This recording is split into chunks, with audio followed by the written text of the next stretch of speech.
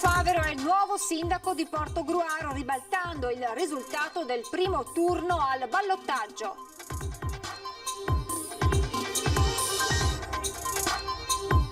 Il Mose in funzione e gli scenari futuri nel commento del direttore di Media Nord-Est Luigi Baccialli dopo la giornata storica che ha visto Venezia senza acqua alta.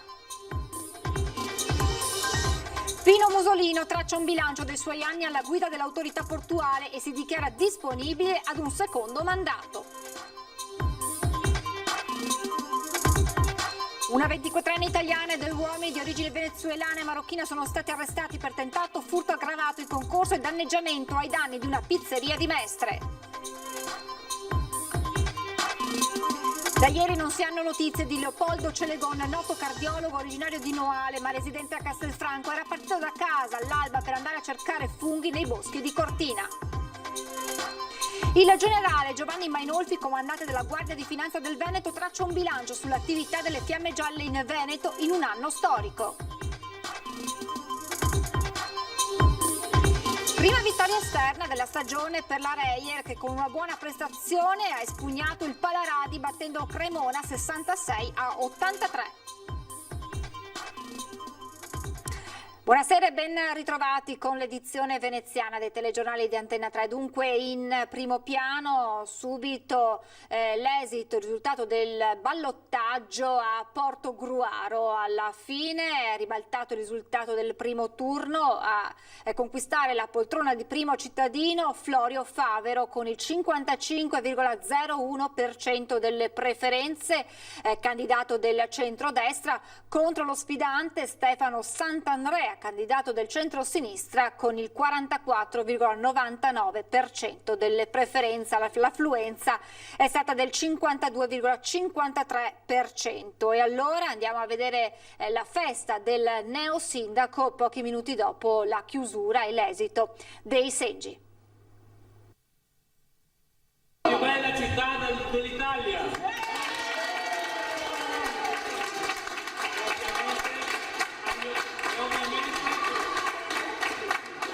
Agli 85 leoni che mi hanno appoggiato. Succede perché è una bella squadra, abbiamo lavorato bene e i giovani soprattutto hanno dato il massimo. Di commuoversi succede, sorride con gli occhi lucidi il neoeletto sindaco di Portogruaro, Florio Favero, che brinda alla sua città e ai suoi sostenitori. Sindaco in quota Lega, dopo il primo turno ha potuto contare sull'appoggio di tutte le liste del centrodestra, stringendo alleanza con la sindaca uscente Maria Teresa Senatore. Soddisfazione per chi, vincendo conti alla mano con più di 1 migliaio di voti circa, sapeva già di potercela fare. Sulla carta sì, ma l'elezione è sempre difficile. Abbiamo vinto bene, vuol dire che il programma, le persone erano al posto giusto nel momento giusto. Ora il traguardo si sposta agli obiettivi da raggiungere nei primi 100 giorni di amministrazione. Il centrodestra di nuovo è unito, il centrodestra sarà il futuro di Portogruaro per i prossimi 10 anni e dovremo lavorare bene e fare quello che abbiamo promesso. Il primo obiettivo, 100 giorni, è difficile, però sicuramente stare attento alle persone che più soffrono in questo momento, e col Covid ce ne sono tante. In questo ballottaggio, che lo ha visto prevalere sullo sfidante di centrosinistra Stefano Sant'Andrea, gli viene chiesto in che misura abbia avuto peso l'onda Zaia. Abbastanza, il giusto.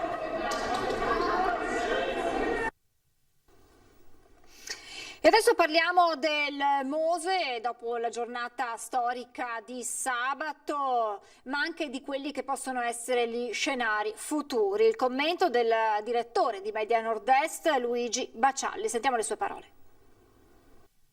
Buonasera, qualche riflessione sul Mose a bocce ferme, anzi diciamo a dighe mobili ferme, dopo quanto è accaduto sabato. Finalmente, dopo anni di attesa, il sollevamento di queste grandi paratoie e Venezia che è rimasta all'asciutto. Intanto vorrei fare un blob di tutte le dichiarazioni e le interviste che abbiamo fatto negli ultimi anni, anche recentemente, con coloro che dicevano il Mose non funzionerà mai. Un dato di fatto è che invece ha funzionato e ha smentito tutto questo pessimismo, questo catastrofismo. Ovviamente bisognerà vedere d'ora in poi come sarà attivato, quando sarà attivato. Ci sono già polemiche perché oggi Piazza San Marco si è allagata, perché il Mose sale solo con i 130 centimetri di acqua alta. Insomma, siamo abituati a polemiche anche molto strumentali e molto politiche e poco obiettivo. Vorrei dire che intanto sabato non è stato un giorno storico, hanno detto è stato un giorno storico, no, è stato un giorno normale, storico, è stato il ritardo con cui questa opera è stata messa in funzione. Dopo tutti i soldi che sono stati spesi, 5, si dice addirittura 6 miliardi, dei quali molti sono stati rubati dai ladroni.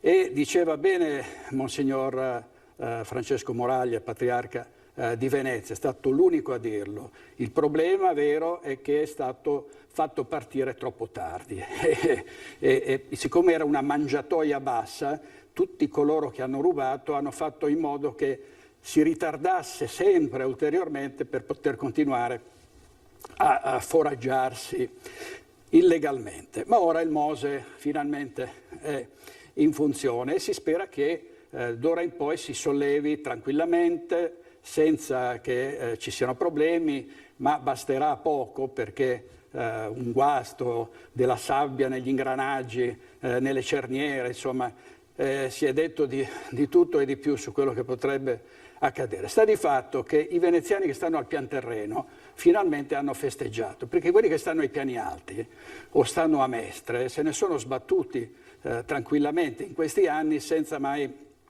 auspicare che il Mose funzionasse, anzi dandoci contro. Gli stessi veneziani del centro storico hanno poche volte auspicato l'inizio di questa opera gigantesca di ingegneria idraulica che tutto il mondo ci invidia. Allora a questo punto il Mose finalmente ha funzionato, facciamo in modo che continui a funzionare e che possa proteggere Venezia in qualsiasi situazione. Certo, ci saranno momenti in cui le acque alte saranno eccezionali come quella dell'1,87, ci saranno momenti difficili, la manutenzione costerà moltissimo, ma quanti soldi vengono buttati in questo paese? Noi speriamo di avere i 209 miliardi del Recovery Fund. Come saranno investiti, visto lo sperpero di risorse che c'è stato finora su molti versanti? Allora speriamo che funzioni definitivamente, che Venezia resti all'asciutto come in queste immagini. Guardate, Piazza San Marco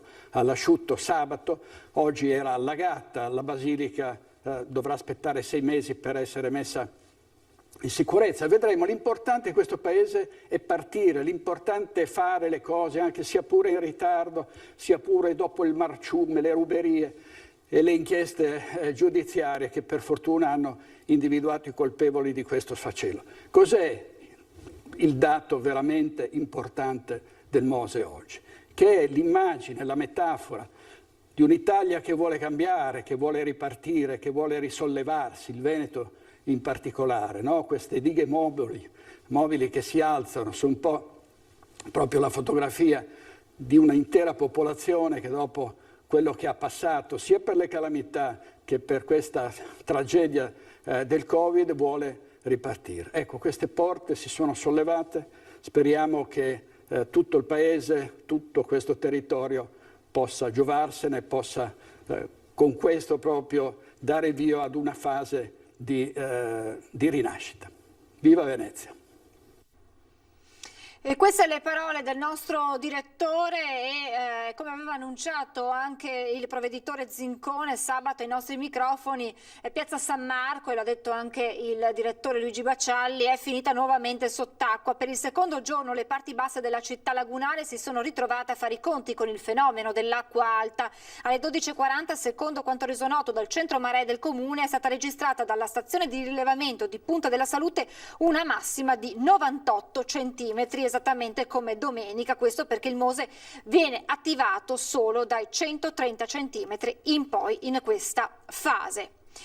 Continua il pagamento dei risarcimenti ai veneziani danneggiati dall'acqua granda dello scorso novembre, che ad oggi sono arrivati a 3.219 soggetti per un totale complessivo di oltre 19 milioni di euro. Con la firma di un nuovo decreto si liquida un 13° pacchetto di risarcimenti che arriveranno a 114 privati e a 212 attività economiche, produttive, sociali e di culto. Pino Musolino traccia un bilancio dei suoi anni alla guida dell'autorità portuale e si dichiara disponibile per un secondo mandato. Non sono stati solo le polemiche, pensate a tutto, la seconda più alta acqua alta di tutti i tempi, un incidente sfiorato quando per 25 anni non c'era stato nessun incidente, una serie di sfortune mica da ridere. Pino Musolino tira dritto, più forte delle difficoltà oggettive del suo mandato, impermeabile a polemiche e divergenze con Regione e Città Metropolitana di Venezia, si ricandida alla guida dell'ente che in questi anni ha trasformato con l'ingresso di Chioggia da Porto di Venezia a sistema portuale del Veneto, forte dei risultati ottenuti. È un porto che ha adesso la possibilità di fare dei dragaggi nei prossimi anni, è un porto che avrà infrastrutture importanti come il ponte ferroviario a fianco del ponte strallato, che avrà una serie di iniziative importanti come la realizzazione di Monte Sindial con la bonifica di 88 ettari, la creazione del porto del futuro, quindi è un porto che sta bene con un bilancio che avrà metà dei debiti che io ho ereditato, c'erano 160 milioni di euro di debiti, oggi ce ne sono circa 80. Aumento dell'efficienza e della competitività, sostenibilità e innovazione.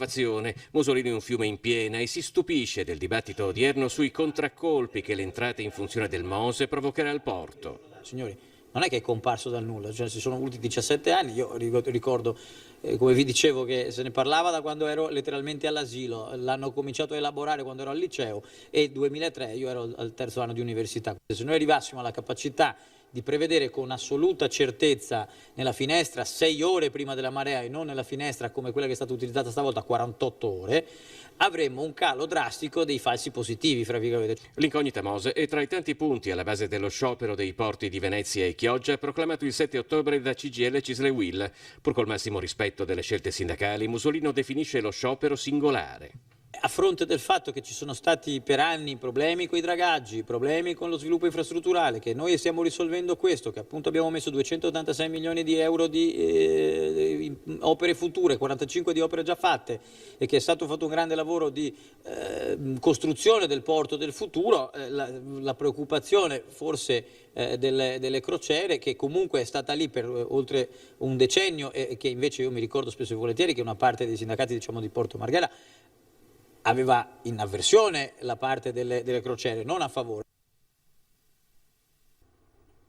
Parliamo adesso dell'emergenza coronavirus con i dati del report di Azienda Zero del pomeriggio. Sono 73 i casi positivi in più rispetto al report della mattinata. Complessivamente nella nostra regione si registrano 226 casi positivi positivi in più nelle ultime 24 ore. Per quanto riguarda invece la provincia di Venezia, nel pomeriggio sono 13 i casi in più rispetto al bollettino della mattinata, ma complessivamente nelle 24 ore nel veneziano si registrano 83 casi positivi in più e si registra purtroppo anche un decesso.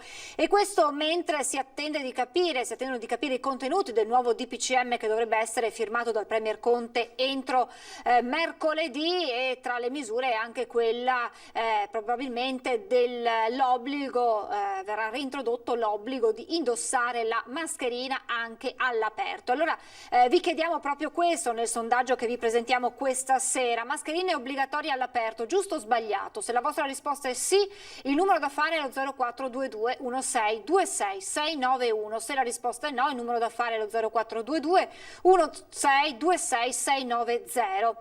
La telefonata è gratuita ed è sufficiente fare uno squillo perché la risposta venga automaticamente registrata. L'esito del sondaggio questa sera nel corso di Ring.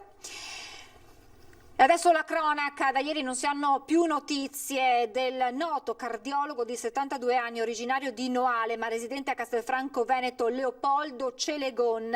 Celegon era partito da casa ieri mattina all'alba per andare a raccogliere funghi tra i boschi di Cortina d'Ampezzo. A lanciare l'allarme ai vigili del fuoco nel tardo pomeriggio di ieri sono stati i familiari che non l'hanno visto rientrare. Nelle ultime ore sono stati trovati un bastone da funghi e uno zaino riconosciuti dai familiari come appartenenti a Celegon. Celegon, che è alto 1,80 m, pesa una novantina di chili, ha i capelli castani e gli occhi scuri. Chiunque avesse sue notizie deve contattare immediatamente i carabinieri. Ancora la cronaca, una 24enne italiana e 2 uomini di 38 e 27 anni di origine venezuelana e marocchina sono stati arrestati la notte scorsa per tentato furto aggravato in concorso e danneggiamento ai danni di una pizzeria di Mestre. A lanciare l'allarme una donna che ha visto dal balcone di casa 2 persone che armeggiavano sulla porta d'ingresso del locale in via Calucci, mentre una terza faceva da palo. Tutti hanno numerosi precedenti sia per reati contro il patrimonio che in materia di stupefacenti. Il generale Giovanni Mainolfi, comandante della Guardia di Finanza del Veneto, premiato con il Leone d'Oro per meriti professionali. È stata l'occasione per tracciare un bilancio sull'attività delle Fiamme Gialle in Veneto in un anno difficile, storico, e per il 2021 l'imperativo è quello di non abbassare ancora l'attenzione.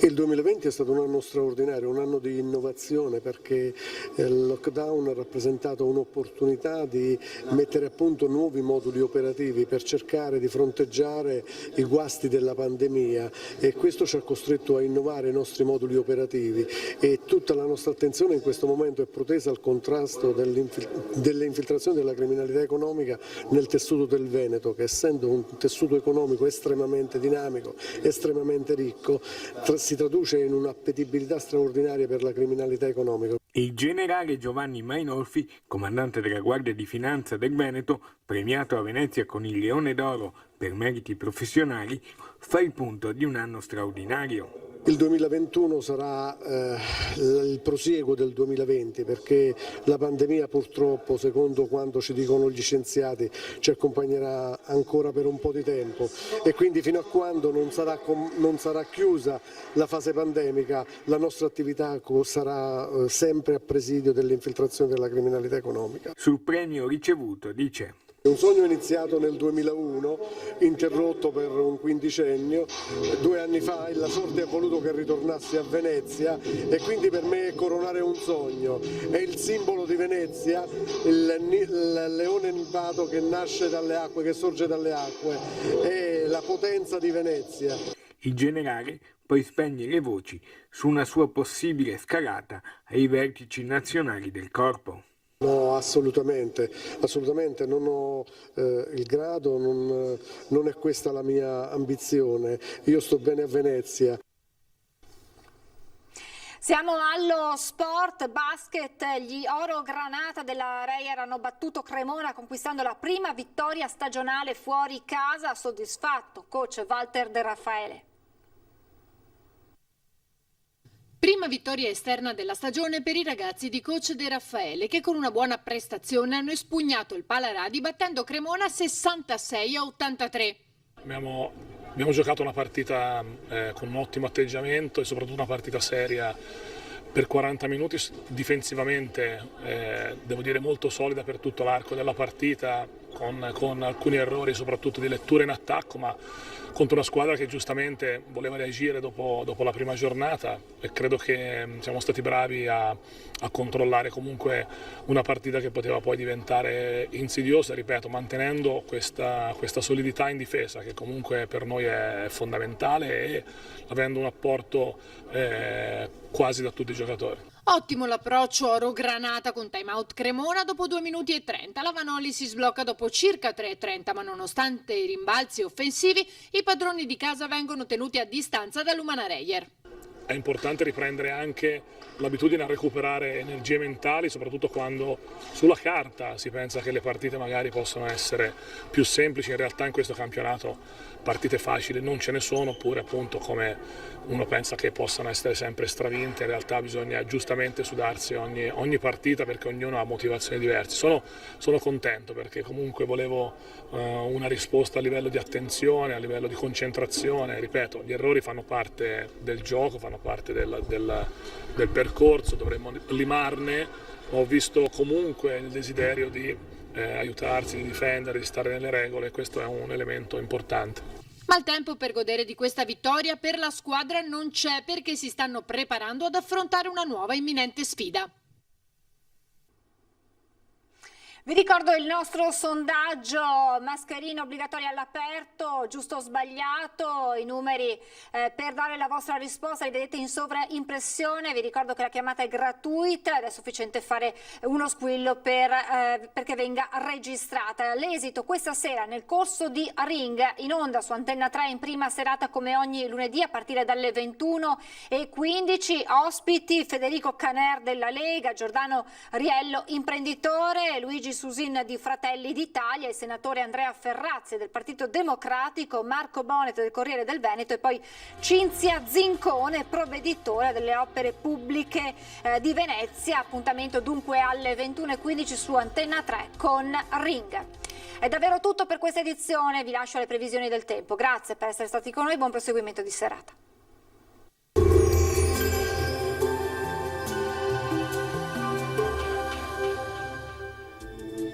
Benvenuti al meteo. Pressione in lento aumento al nord-est, dunque migliora il tempo. Con l'aiuto della nostra grafica andiamo a vedere la situazione di martedì 6 ottobre.